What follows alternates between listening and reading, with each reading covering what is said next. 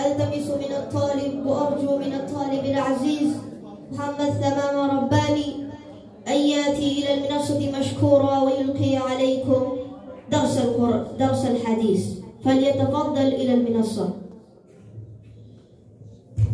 الحمد لله الذي خلق السماوات والأرض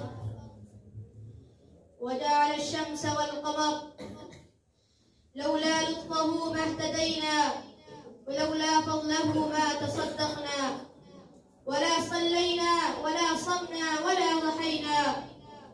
والصلاة والسلام على أشرف الأنبياء الذي أنزلت به السكينة عليه وعلى أنفسنا فدينا، لولاه عرفنا الحق وما درينا، وعلى آله وأصحابه الذي شهدوا بدرا وحنينا.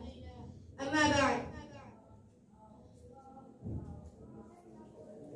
عن ابن عباس رضي الله عنه قال: قال رسول الله صلى الله عليه وسلم: أحب العرب لثلاث، لأني عربي والقرآن عربي ولسان أهل الجنة عربي.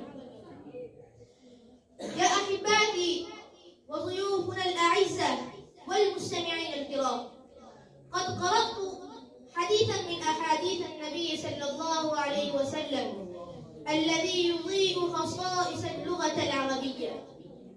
قال النبي صلى الله عليه وسلم: أحب العرب لثلاث، لأني عربي والقرآن عربي وكلام أهل الجنة عربي.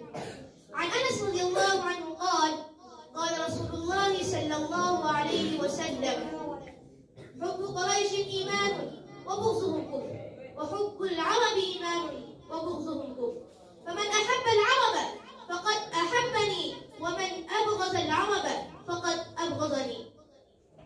وفي الرواية: اللغة العربية هي اللغة التي اختارها الله سبحانه وتبارك وتعالى. وجاء في بعض الروايات أن اللغة العربية هي لغة أهل الجنة وكلام الحور في اللغة العربية أيضا.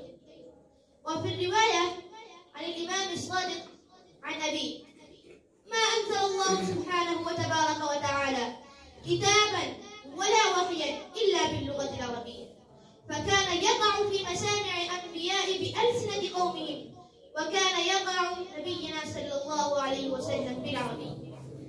اللغة العربية هي لغة الله، اصطفاه الله سبحانه وتبارك وتعالى على سائر اللغات.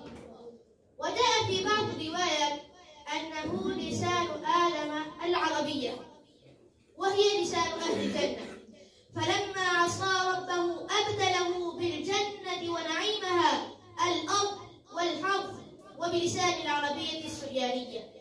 ثم بعد ذلك كان أول من تكلم العربية نبي الله إسماعيل عليه السلام، وحينما التقى نبي الله يوسف عليه السلام ملك مصر تحدث معه باللغة العربية. وجعل نبي الله سليمان عليه السلام العربية لغة دعائه. وينقل أن وزراء المهدي عليه السلام يتكلمون العربية مع أنهم ليسوا عربا، اللهم اجعلنا منهم.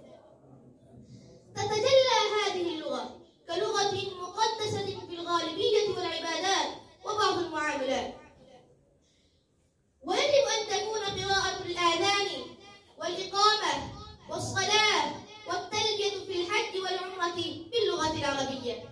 ويجب على المسلمين أن يتعلموا كلمات العربية. القرآن الكريم يتلى باللغة العربية، وكذلك النصوص الأدعية والتسبيحات والزيارات. ويتم تلقين عقائد الإسلام للميت باللغة العربية. ويوجد في بحث في الفقه الشرطية اللغة العربية في بعض المعاملات.